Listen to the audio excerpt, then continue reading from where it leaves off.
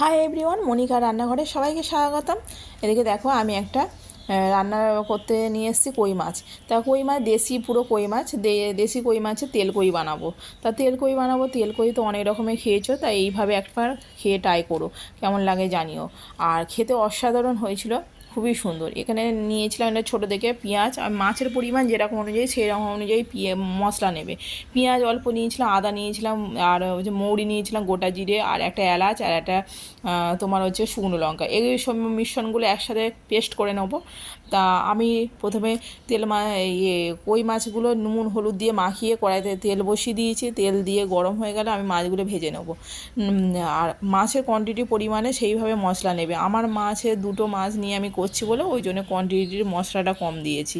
এদিকে তেলের মধ্যে কালো জিরে ফোড়ন দিলাম, আর মশলাটা যেটা পেস্ট করে নিয়েছিলাম সেই পেস্টটা আমি দিয়ে দিলাম, আর একটু গোলা জল দিয়ে দিলাম। দিয়ে ভালো করে মশলাটা কষিয়ে নেবো। তার মধ্যে এবার টমেটো দিয়ে দিলাম। টমেটো কুচি দিয়ে ভালো করে মশলাটা কষিয়ে নিতে হবে। কষিয়ে নিয়ে নুন হলুদ দিয়ে আরও ভালো করে কষিয়ে নেবো। তেল ছাড়ার অপেক্ষায় থাকতে হবে। তেল আমার কতটা পরিমাণে উঠেছে দেখো। তেলটা যতটা পরিমাণে হয়ে যাবে আমি চেরা কাঁচা লঙ্কাও দিয়ে দিলাম। গুঁড়ো লঙ্কাটা আপনারা ইউজ করতে পারেন, নাও করতে পারেন, কোনো অসুবিধা নেই। আমি একটু হালকা চিনি দিয়ে দিলাম, দিয়ে আর ভালো করে মশলাটা কষিয়ে নিয়েছে। তেল কতটা ছেড়ে দিয়েছে দেখো। তেল এরকমভাবে পরিমাণে ছেড়ে দেবে, তবে ভাববে মশলাটা হয়ে গেছে। মশলা ছাড়া গেলে আমি সামান্য জল দেবো। জল বেশি পরিমাণে দেবো না, কেন তেল কয়ে জল বেশি লাগে না। তেল কয়ে জল বেশি দিলে ভালো লাগে না খেতে। এবার আমি জল একটু ঝোলটা ফুটে উঠলে মাছগুলো আমি ভাজা মাছগুলো দিয়ে দিলাম। ভাজা মাছগুলো দিয়ে এবার ঢাকা দিয়ে আমি খানিকক্ষণ অপেক্ষা করবো, 2-3 মিনিট মতন হালকা আছে। আর আমার দেখো ঢাকা দিয়ে ঢাকনা খুলে দিয়ে একদম পুরো জল শুকনো শুকনো হয়েছে, মাখা মাখা। তেল কই অসাধারণ খেতে লাগে।